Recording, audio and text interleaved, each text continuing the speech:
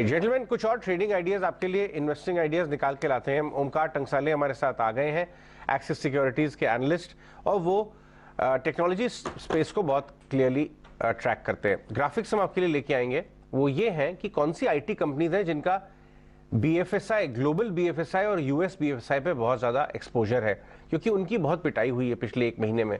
उसके बाद ये बैंकिंग सेक्टर का मामला भी आ गया, एसवीबी का। लोगों को ये लग रहा है कि वो आईटी स्टॉक्स जिनका exposure global banking, global insurance वगैरह सेक्टर से, वो दबाव में आएंगे आगे आने वाले समय में।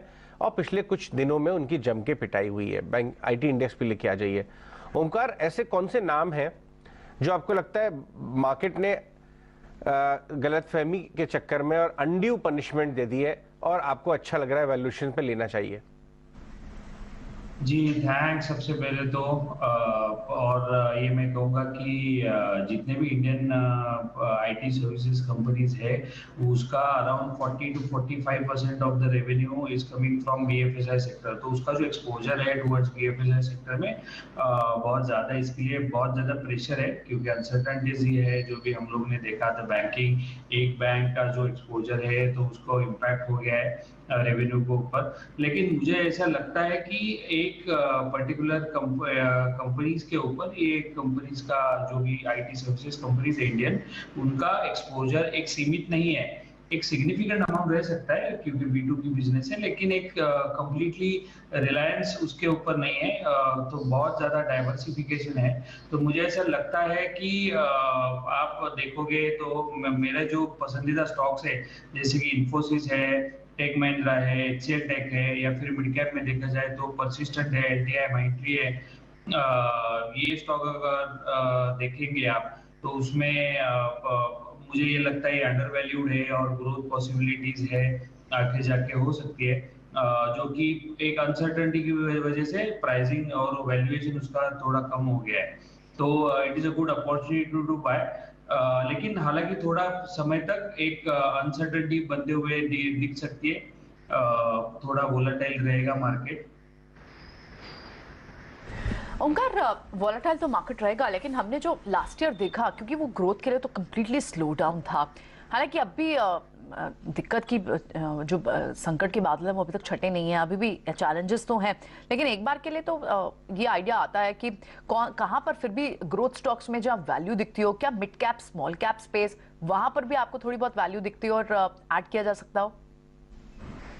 जी डेफिनेटली। आई मीन जो मैंने अभी 4 स्टॉक्स का जो जिक्र किया है, उसमें डेफिनेटली मुझे लगता है कि एक वैल्यूएशन कंफर्ट आ गया है, और एक लॉन्ग टर्म में देखा जाए तो आप बाय कर सकते हैं वो स्टॉक्स में, जो कि आपको अच्छे रिटर्न्स देगा आगे जाके।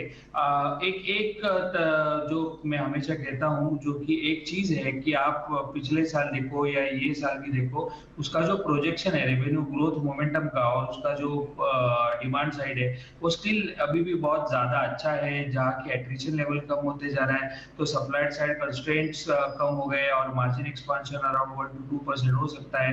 तो वो एक सर्टेनिटी है। कैश रिच बिजनेस है, तो एक लॉन्ग टर्म आउटलुक एक अच्छा ही है।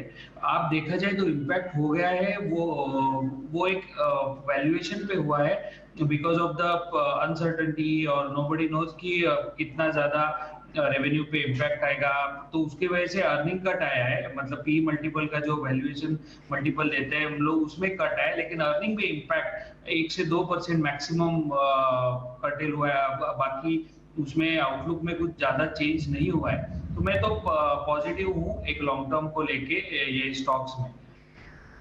हालांकि कुछ कंसर्न जरूर बने हुए कुछ पर्टिकुलर स्टॉक्स में कि जिन इनका बीएफएसआई सेगमेंट में कितना एक्सपोजर है, एसबीआई बैंक से भी लिंकेज की जा रही है, ठीक है। लेकिन यहाँ पर आपने कुछ पर्टिकुलर स्टॉक्स हाईलाइट किए और इन पर ध्यान जरूर रखना चाहिए। परसिस्टेंट जैसे स्टॉक आपको पसंद आते हैं। शुक्रिया ओंकार, ये सारे व्यूज हमारे व्यूअर्स के साथ शेयर करने के लिए। लेकिन इस बीच पीछे के कुछ मिनटों में देखें तो ऊपर जो